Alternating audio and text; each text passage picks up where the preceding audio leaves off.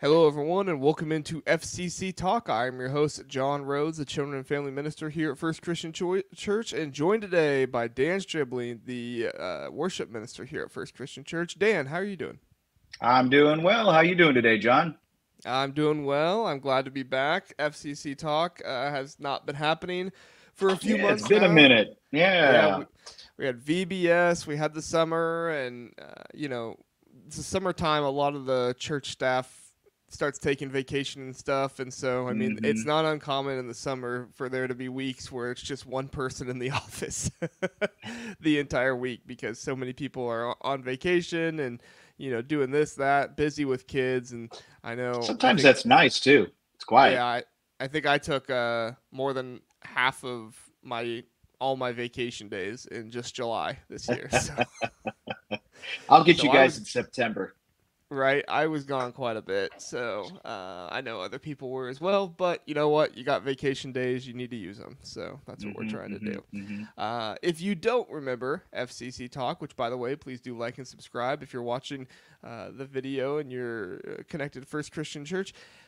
Please remember that we do talk about current events. We do try to stay away from politics. There might be a topic that could possibly get political, but we're going to do our best not to make that happen just because we hmm know you can get all of your political news and everything, so many different outlets out there. We want to provide you with ministry insights. We want to provide you with, stories about our personal lives, things like that, so you guys can get to know us as ministers of First Christian Church a little bit better. And then obviously in these conversations, we will try to be Christian centered. So there will be discussions that mention the Bible. However, we're not trying to say like this is a sermon for you. We're not hmm putting together a sermon here. A lot of this stuff is just kind of off the cuff. We off the cuff because we just kind of get topics and talk about them, and maybe we recall a Bible verse. So don't hold it to us if we get your favorite Bible verse. If we get maybe one or two words in it wrong, okay? Do we think we can do that, Dan? We can do our best, John. We'll do our best. There we go. So, all right, Dan. Well, the Olympics is kind of the biggest thing happening right now. We are going to talk Yeah. about the Olympics at the end. hmm However, I was telling Dan right before he came on here, if I wanted to start an Olympics podcast, I'd start an Olympics podcast. If we wanted to, we could make this entire podcast about the Olympics. And I just feel like there's other stuff going on outside of the Olympics that we want to try to talk about, and not just that. So we will have a segment on the Olympics at the end, but it's not going to be something that, overtakes the entire show. So Yeah. Yeah. is that But it fair, will be Dan? good. Yeah, I do feel like we kind of need to address it, but there's been so much said. We're just going to give our quick perspective and, let that be that. Yeah, I think so too. Well, our first topic that we're going to talk about is a new report about the Bible comes out. Is Gen Z starting to embrace the Bible? This is a very interesting thing because if you are hmm anybody who follows some of these reports about age and how it relates to the Bible and Christianity, Gen Z has actually become the most prominent age group for atheism and agnosticism. Agnosticism. Yeah, boy, Agnosticism. that's a mouthful. I don't know if I've ever uttered that word. I've always just said agnostic, but yeah. So this is one of the largest generations of those ideologies, and so when you think of Gen Z, you don't often think of them embracing the Bible. However, this new report says that the American Bible Society says 54% of young adults say the message of the Bible has transformed their lives. Now, hmm Gen Z is a much larger age group than this, but they only polled the people that are between 18 and 27 years old. So when they say young adults, they're saying only Yeah. adults. They're not getting into the teenage years here. But for 18 to 27-year-olds to say 54% of young adults say the message of the Bible has transformed their lives, Dan, my question to you is what is causing a change in their lives with the Bible if they are one of these generations that just does not believe in God, or they're not sure if God even exists?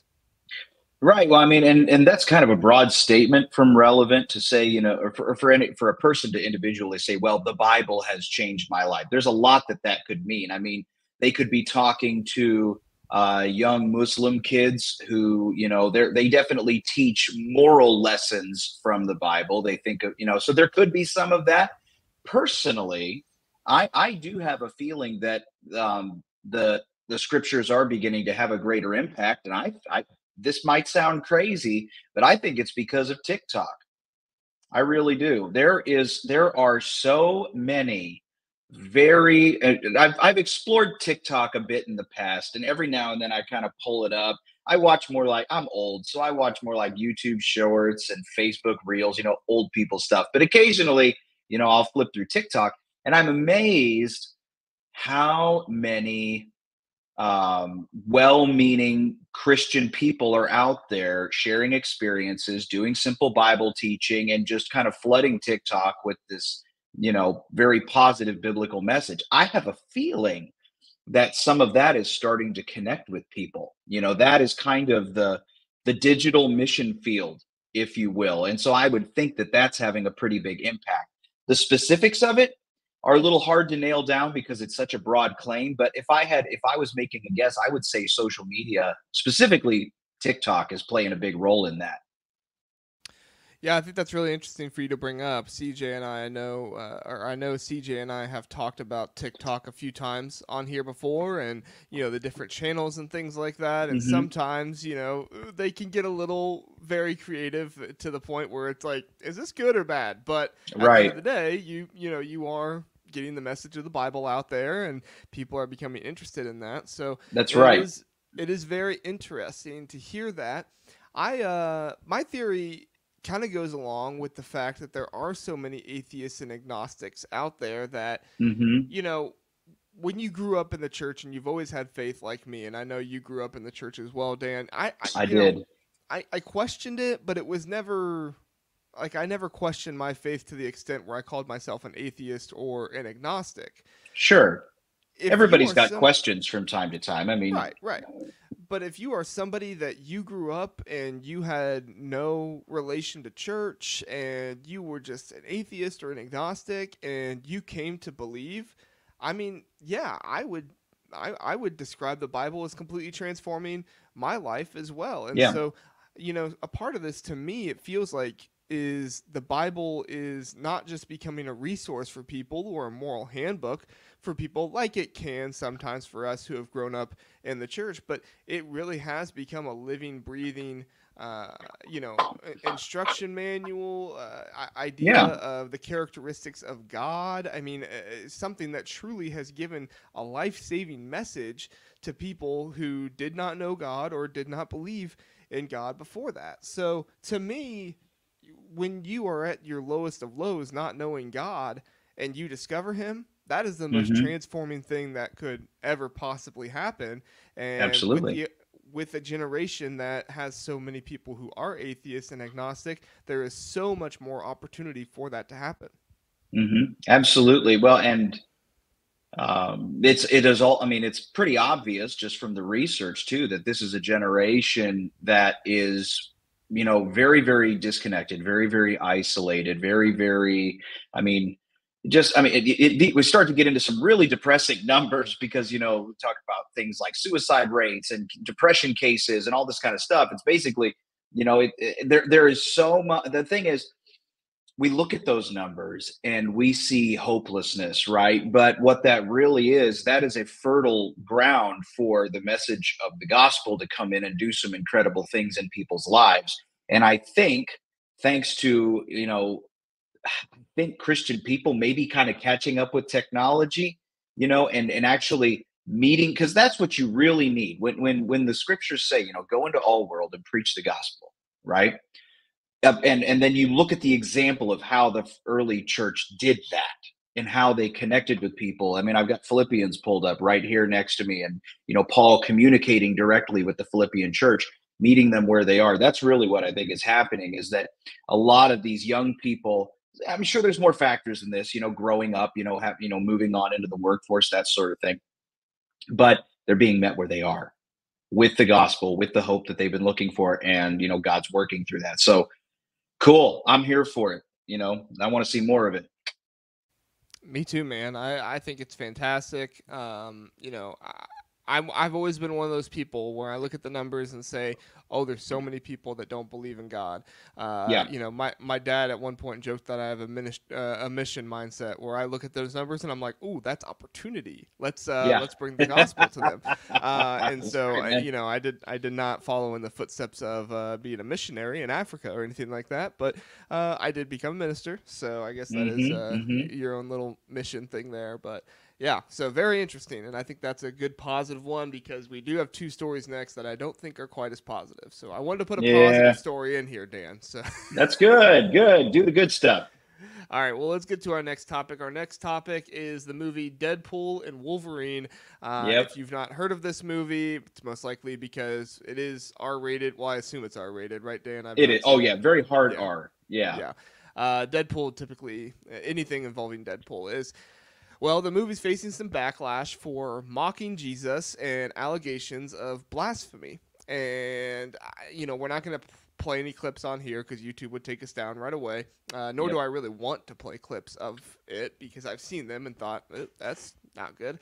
And so basically what happens here, I'll just give you kind of the two high points that I read about. Maybe there's more. I just didn't read about them. But there's a scene where Hugh Jackman, as the Wolverine character, he is essentially posing as if he's hanging on the cross or something like that, and you know, Mm-hmm. there's obvious references to Jesus there, and then Deadpool himself calls himself Marvel Jesus about being a savior and saving people, refers to himself as the Messiah at times, and so yeah, The so way the article read, that was kind of a recurring joke, yeah, throughout the film, So yeah. So Dan, what are your thoughts here on just these allegations of blasphemy in this movie, or just your thoughts on Deadpool, Wolverine? I'm just gonna leave it open yeah. ended for you, man. All right. Well, I mean, this is a long rabbit trail that I could go down, right? Because this is more in my wheelhouse, not so much because of the superhero thing, but because, pop culture, storytelling, filmmaking, all that kind of stuff. Those are things that, I'm a little bit more well versed in and interested in than say something like the Olympics or sports or something like that. Um, we'll get there. But with Don't this worry, particular, We'll make you talk about sports too, Dan. uh, tangentially at Yeah. least, right? Um, so with this particular situation, looking at the whole Deadpool and Wolverine thing, I mean, I can't really say I'm surprised that something like this would happen. I mean, there's a bigger issue here when we're looking at a film like this. And as I was thinking about this the other day, what it really comes down to is I think as believers, we are really beginning to start to see some of the differences that we have from the world around us. If you go to see a movie like Deadpool and Wolverine, why would I be surprised to see Jesus mocked in a film like that that's made by people that are outside of the church? You know, we can't. There's kind of this expectation, I think, among Christians that I actually no, I'm not going to say what I just said because the reality is that we cannot expect people that are out of Christ to behave like they are. The picture that's painted in the scriptures is very, very much, we are in this world, but we are not of this world. There are two sides. There is the world, and then there is the narrow path. There is Christ's solution to navigating the world and the restorative process of salvation that he's given us so that we could come to him, basically. When you step into that movie theater, this is the world. You're stepping into the world's playground. You're going to see their value system. You are going to see what they think is funny. You are immersing yourself in something that was not influenced by the morals that you have. Okay. I know that in my house, I shared this with you, John, the other day. In my house, we don't do Deadpool. Period. I love a lot of Marvel characters and I love a lot of superheroes. I think superheroes are a very important part of American pop culture. They're a very important part of American culture, but we don't do Deadpool. And the reason for that is because Deadpool is not a hero. Okay. Deadpool has serious moral flaws, and not even just moral flaws, but the way that his character, I mean, he kills people. He has no problem killing people. He's an assassin. Everything about the humor associated with Deadpool comes from what a scumbag he is. He is not an honorable character that you'd look up to.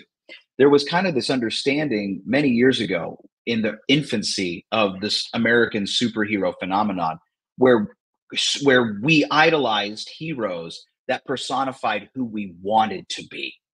You know what I mean? You look at heroes like we'll take some of the originals like Batman and Superman, the original superheroes, right? Both of those guys were very morally upright. They had standards. They did not kill people. They would arrest them. They would deliver them to the authorities. They were sacrificial. They put other people's needs above their own. They were very concerned about things like collateral damage, which characters like Deadpool, don't care about collateral damage. They are more Machiavellian. The ends justify the means. If I'm doing what I think needs to be done, it doesn't matter what happens along the way. So we've got this in modern society, we have this absolute fascination with morally broken characters, because we have to now see ourselves in our heroes rather than having something to aspire to. That's a big tangent, but it all basically comes back to say, when you go to the cinema, that's what you're going to get. You're going to get the world's values, you're going to get the world's perspectives, and they are probably not going to align with yours if you are a strong Bible believing, Jesus following, virtue seeking person. Yeah. I'll turn it over to you for a minute. Yeah. Yeah. No, I couldn't agree more. I think you said it very well there. I think one of the reasons why a lot of people have a hard time with, and we're going to talk about this more in a minute when we get into the Olympic stuff, but like the mocking of Jesus and stuff like that is, when I was growing up, people used to respect Christianity and respect Sundays, and now we live in a world where if you play a sport and they play on Sunday, you better be there. Doesn't matter if you want to go to church or not, you better be there. Yeah. Places see that are a lot. open. Right, places are open on Sunday. Places used to open like Sunday afternoon instead of Sunday morning, so that way people can go to church. Now places open on Sunday morning. If you try to get a job and you try to request Sunday morning off, it's not even like a yes, we'll give it to you. It's kind of like a well, if it works out for us, because we're the employer, we're the ones that matter. They look at you like you have two noses on your face. Yeah, exactly. So it's. This is what culture has become. There is a lack of respect for Christianity now, which I can't say I never saw coming, right? The Bible is pretty, we still live, in a society where we don't get treated like some other, countries treat their Christians and people like that, obviously. Not yet anyway. We're not getting all locked up yet, but. Right, but we still live in a society where we have a voice, and we're not being locked up because of our religion. And at the end of the day, like, while I am thankful for that, I also know what the Bible says. Like you were saying, not just because I look at politics and say this could happen someday, but because I know what the Bible says, and I know that Jesus said that they will hate me because they hated him first, and that's eventually going to happen. If they don't already hate the world is just acting the way he said that they would act. Right. Honestly. And so we have to be as discerning as possible. I did not know what Deadpool was when I was growing up. I was not super into superheroes. I knew the basics, Spider-Man, Batman, Superman, those kind of ones, but I was not deep into Marvel. I didn't realize Marvel had as many superheroes as they had growing up. Yeah, there's a lot. Yeah, there's a lot. I learned that when I and most of them are not worth following. I learned that when I got to college, and one of my buddies, he collected comic books, and he had a lot of comic books, and it was really cool to start reading about all of them. Well, I'll bet. When I started working at the movie theater, that was right when the very first Deadpool movie came out. And when you worked at the movie theater, you would go in and clean up theaters, but every now and then, every movie would be on and there wouldn't be anything to clean up. Normally one of us ushers was tearing tickets, and so the rest of us would just kind of go in between movies and make sure everybody was behaving themselves. And while you were making sure, you might stop to watch the movie for 5-10 minutes, while you're doing stuff. And I remember stopping to watch Deadpool for 5 to 10 minutes. Didn't know what it was. Didn't have any idea. And I didn't even make it through 5 minutes. And I was like, this is not for me.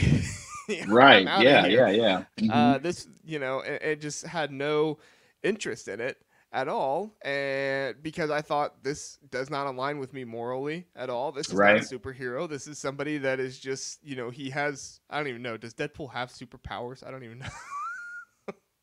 Oh my gosh, I'm trying to remember. He Whatever does he have some has. kind of powers, but I don't remember exactly what they are off the top of my head. I did watch the first Deadpool movie a number of years ago. I think when it first hit DVD or something like that. I checked it out of curiosity, and I hated that movie. I Yeah. hated that movie. I Yeah. don't think I never finished watched it. it. I I don't never I don't watched it think all the way through. I just saw it when I was going in and checking stuff out. But yeah, anyway, I don't remember finishing it. I may have just turned it off. That was years right. ago. But that's what I'm saying is like we have to be discerning about what we allow for ourselves to watch and Yeah. read and be a part of. I mean, and we're gonna like I said, we're gonna talk about this with the Olympics here in a minute. But I mean, there are things that I myself personally will not watch and will not be a part of simply because Absolutely. it does not align with me morally. That's not me trying Right. to Right. boycott something. That's not me trying to stick it to the man or anything like that. But just me myself trying to make good decisions for my own mind and what I'm going to Right. allow myself to see there. What does And I do Paul the say? same He thing. says guard your hearts and minds in Christ Jesus, right? Right. I do the That's an same things. active expression.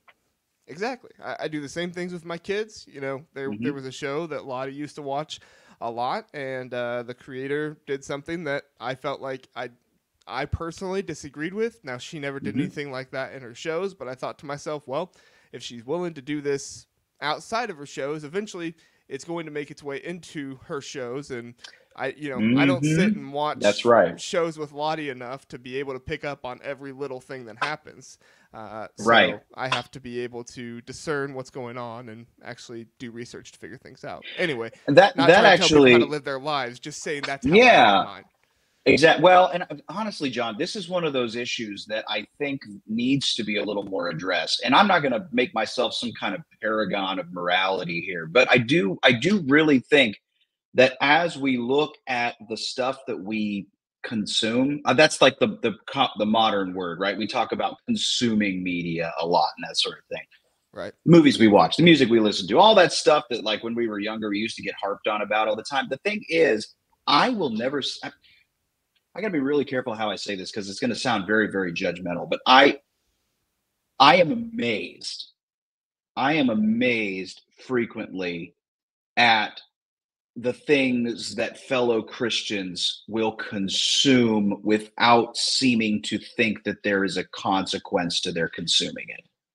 You know what I mean? Now, I have my own convictions about what I believe where the lines are, right? And some of that is personal, but I really think that we need to take this seriously, okay? Because when we absorb that, when we invite that into our home, when we dive into like I'll use an easy example. Is The Big Bang Theory, right? That is one of the most popular sitcoms on television. And I've seen a very good chunk of it, and I like about 50% of it. But it's that there is so I almost feel guilty saying that because there is so much filthy humor in that show. Now I would wade through it because I love the nerd stuff, right? Like the nerd humor, the Right. science humor, the Dungeons and Dragons jokes, the Star Wars jokes, Star Trek. I love that stuff, but to get to that you have to wade through this swamp of filthy jokes. And once again, just being discerning with what we put into our heads, and that goes for me too. I really think we should take it seriously. Second thing that I want to say just real quick is about the stars themselves. Like what you said, you made an excellent point. You saw something that was done in the personal life of this person who's a creator of media that your daughter consumes, and you Right. had the wisdom to know that if this is a part of her character, there's a very good chance that this is also going to come out in her creation. So true. When people, and we make this mistake of thinking that we have some kind of connection to celebrities. And so people say things, oh, I love Hugh Jackman. Oh, I love Ryan Reynolds. We don't really know them. And what you are seeing, they have put their stamp of approval by being involved in this project. They have put their stamp of approval on what is being communicated in this film. Okay. You just have to remember, just because you feel like you are connected to or know a celebrity, and yes, Ryan Reynolds is very, very funny, but at his core, he does not have the respect for the things that you value. And we just have, we have to keep that in mind. I'm sorry, I'm going off on a big tangent. No. I think take it away. I think it's solid. And I mean, for me, as soon as I saw, the Deadpool movie, the very first one, I knew that Ryan Reynolds is not an actor that I probably want to watch very much stuff that he is in, because if he's going to be in a movie like Deadpool, now, do I get up and when I preach my sermons on Sunday morning, tell everybody that they need to stop watching Ryan Reynolds and boycott him? He's a terrible person. No, I don't do that. But just for me, myself, my personal life, I'm not going to consume that content. And like you said, I'm not going to be judgmental of somebody else. I'm going to say, this is just for me what I do in my own life. This is what I have decided to do. If you want to hear more about it, I'll tell you. But guess what? If you come up to me and say you really like watching Ryan Reynolds and his movies, all right, good, sure, whatever. I mean, it's not something that I'll be able to comment much on, but I'm not going to sit there and be like, oh, really? You watch, watch him, sure. Sure. It's just my own personal choice in my life, because I know myself best and I know what I can and cannot consume in order to, be who I want to be. So I still to this day, like, I know we have a lot of good brothers and sisters, folks who are out there who are into like Game of Thrones and stuff like that, who just eat that stuff up. I've been tempted to watch it so many times because I love fantasy, but I've always drawn the line there. And I would just say, be careful. Be so careful about what you put into yourself, because this correlates with, consecrating our lives to God. And how do you consecrate a piece of yourself to God that is already so influenced by the world around you? Just be careful. That's my encouragement. Be discerning, be careful, think first, pray a lot, and try to keep the values that God would have you implement in these situations. Yeah, I'm done. I totally agree. Sorry, my computer was messing up there for a second. That's okay. I tried to get that next article up. I told you I had to buy a new computer because this computer, every time I bring an article up, it slows it's that and time. Gets weird. Yeah. So John needs a MacBook. Yeah, I should have another computer by next next time. But yeah, for this episode of FCC Talk, we're gonna go without the article. So, all right, well, since we're talking about it, we'll just go ahead and get into it. Should Christians boycott the Olympics? So this has been a big topic, and I just kind of refreshed myself with some of the people who have put this out there. But before we get to that, let's just review. The Olympics put out an opening ceremony that was, it seemed to depict a mocking of Leonardo Da Vinci, his painting of the Last Supper, and so people got upset about that, which makes sense. He's the person who made this now says that he wasn't depicting that, he was depicting something else, but obviously people are still very upset with this entire situation, right? But there's other stuff going on with the Olympics. I mean, there's been gender issues and things like that. I don't necessarily want to touch into every single thing, but I do want to just bring up the topic of should Christians boycott the Olympics, everything that's going on, because there are Christian influencers out there on social media who are advocating for this to happen, even Christian influencers who have played sports themselves. I mean, heck, Harrison Butker is one of the ones who, one of the first ones I saw, because I follow a lot of sports people. He was one of the first ones I saw law telling people you should, not watch the Olympics or don't be involved with this. I don't remember exactly what he said. Like I said, I don't have the article here up in front of me, but he was one. And I think Matthew West put some stuff out there as well. He's a musician. I'm sure you would be very familiar with him, Dan. But, Yep. a lot of information out there about this. So, Dan, between everything that's going on with the Olympics, the opening ceremony having its drama, I guess you could say, with everything they decided to do. Yeah, you could What call has it that. been right? What has been your reaction from the beginning, and now with the explanations that are coming out about the opening ceremonies? What's just been your overarching reaction to this?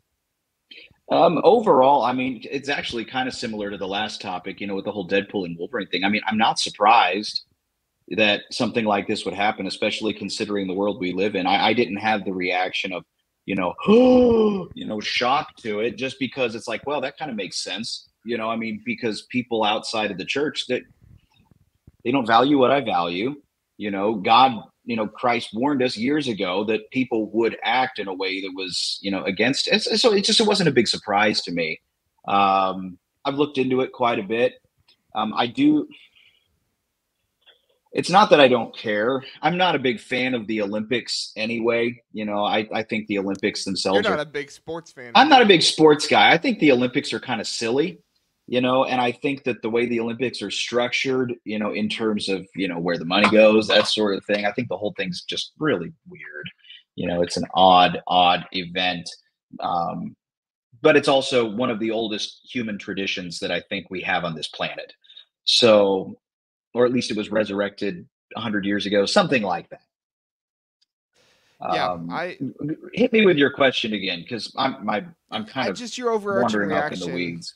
Just your Yeah, overall my reaction from the beginning and everything that's coming out now with the explanations of, oh, this yeah, wasn't yeah. supposed to depict the Last Supper and all this Well, stuff. and I read up on the guy who did it, and I actually I went down a rabbit hole a few days ago, kind of like, okay, what was this really? What were they really? Just out of curiosity.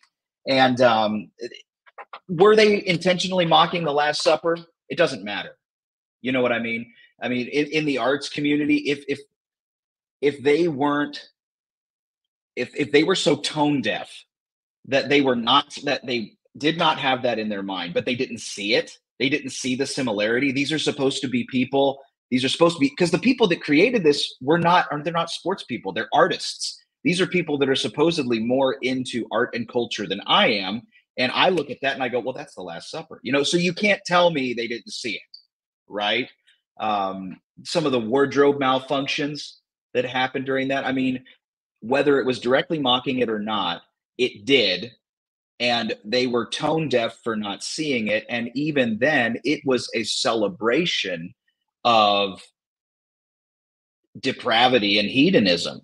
Now, is that surprising coming from people like that? No, it's not surprising. So my overarching impression was, yeah, that tracks, you know.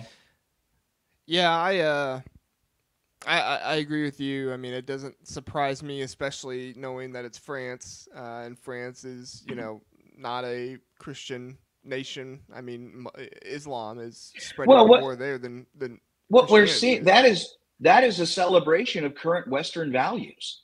Whether you want to accept it or not, that is a celebration of where we are as a Western culture. I mean, that applies for America too. There are those individuals of us who still hold on to, who are committed to following Christ, but the greater culture around us, those that are in the positions of greatest influence, that is their value system. Just like with Deadpool and Wolverine, we're just seeing the creator's values on display. Yeah, and I mean, there is more news out there about things going on in the Olympics that I wish was highlighted more. But Yeah, I there's mean, some this is weird also stuff going on, man. well, but I'm talking mostly like good news. Like there's a lot of Okay. positive things going on. Like I forget what their society is named, but like the French Biblical Society, they've created a copy of the New Testament for every single athlete in the Olympics and have been giving Oh, those that's out. cool. I didn't hear Uh, that. yeah, I mean, there's a lot of cool stuff like that going on. I think there are ministers from Christian ministers from various different countries all around the world that have come to France, and they are ministering to some of these athletes. The athletes that you hear, what was the swimmer Armstrong? You know, he Hmm. gave glory to God after he won his gold medal. I mean, Yeah, yeah, yeah, yeah. And you don't it's really hear about any of this stuff, you exactly know. like when I Let's talk think about the about controversy. right, like when I think about the Olympics, like that's the kind of stuff that I'm trying to read about and I'm trying to think about. Hmm. So when it comes to the question of should you boycott the Olympics, I kind of look at it with the Deadpool thing. Like I'm not going to tell you what to do with your life. You know, Right. you make the decisions for you. Yep. Do I think that there's wisdom that we should follow? Yes, but I mean, again, you make the decisions for you. But I was somebody that I said I'm not going to boycott the Olympics, but I'm also not going to be like overindulged in what's going on. Number one, Hmm. I really don't care about some of these games. You know, like rifling is kind of cool to see on my TV screen for 2 minutes, but then I Right. don't understand what's going on, and then I see people Right. shooting guns, and I'm like, okay, I could, you know, drive 5 minutes down the road, and I could see some hillbilly shooting a gun. You know, Yeah. it's not that hard. It's not an Uh, uncommon sight where we live. Right. yeah, Yeah. exactly. Uh, I shouldn't have said hillbilly, but you know, some other person. I was just thinking. Um, but you know, so for me, like, no, I'm not going to boycott it. I mean, there's certain things that happen that I don't like. Yes, there has been people carrying the flag that I feel like have not respected the flag in the past, and so I don't really like that. And other things that can kind of get more political that I'm not going to get into.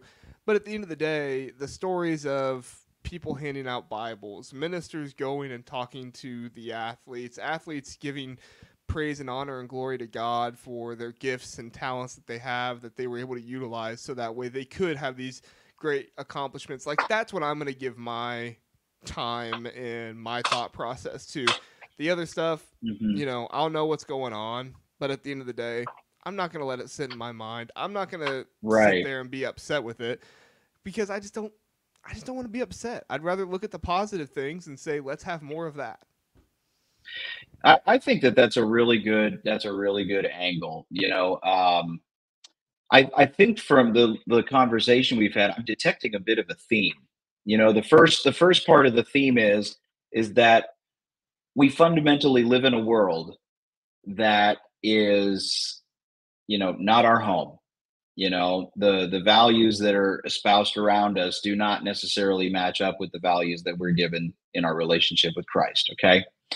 And the second thing is personal, discernment, right? Like you said, I'm not going to tell you how to live your life. I feel the exact same way. I'm not going to tell you what you should do. I'm going to warn you that you really need to take it seriously I'll and you speak need to go. wisdom to you, right? Exactly. Yeah, you need to take this up with the Lord. You need to read the scriptures. You need to know God's value system so that as you make decisions, you're making them as close to being in accordance. And he'll tell you too. That's the thing. Like if you take things to God in prayer, he will show you the direction that you need to go.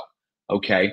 So I see this theme right there. Like we're visitors in this world and we need to be in tune with God, and be discerning, right? And whether Right. that's going to see Wolverine, or whether that's boycotting the Olympics.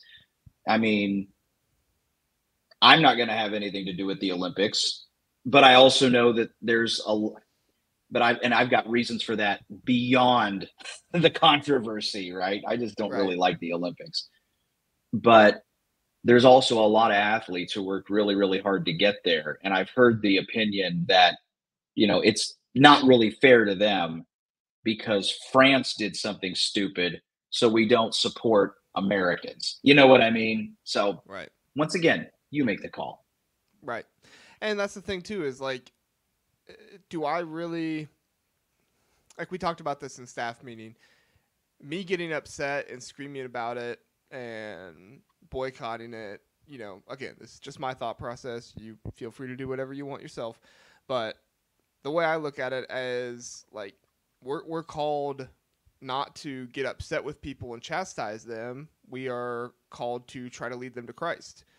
Hmm. And Yep. Now, I'm not going to make a post on Twitter and lead the person who made this, thing for France to Christ, but I for me, I don't feel like I want to be a part of that noise online that's screaming at Yeah. somebody and, calling for them to, have terrible things happen to them and do all this stuff. I'm going to turn the other cheek. I'm going to pray for that person. And if I ever do encounter somebody with the conversation, I'm going to do my best to lead them to Christ through it rather than, chastise them and judge them and tell them how terrible of a person they are. Because at the end of the day, it's not about getting people to stop doing actions, right? I mean, we talked about this in the beginning. Yes, the Bible does give us a moral guideline for how we can live, but it's not just about living out that moral guideline. It's about knowing God, having a heart for Him, and dedicating your life to Him. And so at the end of the day, I'm not going to scream online to tell people this is how you should live your life. I would rather go to somebody, show them God's love, show them God's compassion, and say, hey, you have no idea what you're missing out on. The hope, the peace, the love of Jesus Christ, you have no idea what you're missing out on. If you would just experience it, I believe that you could come to Him and you could know that as I do. Absolutely. I think that that's a fantastic perspective. I mean, the reality is too, I think we need to be very, very intentional about how we represent Christ when we respond to situations. And I understand. I mean, Jesus showed us what righteous anger looked like, and when he turned the tables over in the temple, that sort of thing. The interesting thing is that was not directed at people that shouldn't have known better. You know what I mean? Or should have known better. These were people that should have known better, than to disrespect God. Whereas in this situation, we're dealing with the very people that we've been called to minister to save.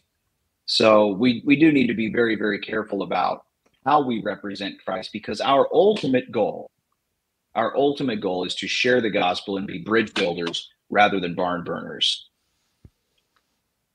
Totally agree, Dan. I totally agree. That's all I have on it. Unless you have any more on the Olympics or anything you want to touch on, that's all I got. No, I don't think so. I just encourage everybody to take it seriously. Very good. Yeah, I do too. Hey, thank you so much for listening to FCC Talk. We are going to end it here. If you have any thoughts or comments, if you're watching on YouTube, you can comment. If you're watching on YouTube, please do like and subscribe. As well, if you're listening on podcast, you can reach out to me. I'm actually going to start putting my email in the description below, so feel free to email me if you have any thoughts or anything that you want to discuss further, or if you just see me on Sunday morning, let me know. And I'd love to talk to you about that as well. We do this podcast not just for you to listen to, but also just to start conversations, possibly. I'd love to converse with you if you have any thoughts on this stuff, whether you think I'm right, whether you think I'm wrong, or whether you just have a thought of something that was said and that, impacted you in some kind of way, or you have a thought that you think might impact me in some kind of way. Whatever it is, I think that's great. So, Dan, is there anything going on in the worship ministry or anything you want to mention before we get out of here? Anything going on? Oh man, that's a very good question. So your next big thing's probably Country Day, huh? Well, that's coming up here pretty soon. So I mean, yeah, Country Day. I mean, if we're always looking for people to be involved in that. If you're listening to this and you have something you want to do, give me a shout. Let me know, because we're looking for performers. We have had a number of people who have expressed to me, hey, I'd like to do something. I have to find those people now, because they told me, hey, I want to be a part of Country Day. And I'm like, hey, that's great. And now we're like a couple months out and I'm like, who was that? So, it's that time, so but it's going to be fun. If you've talked to Dan, talk to him again. Talk to me again. Please, I need your help. Well, and you can do just about anything for Country Day. What was it? Was it Aaron last year got up and told jokes? Yeah, and it was funny. We had a couple of guys who got up yesterday and did some jokes. We've had quick little skits. We've had poem readings. I mean, it's not just like singing songs. You don't have to just sing a song. Or we've had people do dances. It's kind of whatever you want to do. I mean, I haven't yet had to tell anybody no. We do want to keep it within a certain parameter of propriety, but I mean, really, just whatever you want to do, just share it with us. No Olympic opening ceremonies renditions. None of those. Okay. Yeah, let's not go there. So No, that thank you. one, No, that one will no be denied. giant blue Smurf people, please. Yeah. All right. Well, I think that's the best spot to end it on. So thanks, Dan, for coming, and thank you everybody for listening. We hope you have a Yep. great rest of your day, and we'll see you next week on FCC Talk. I think Chris is coming on next week, so Yep. Chris next week. look forward to that one. See you guys. All right. Later.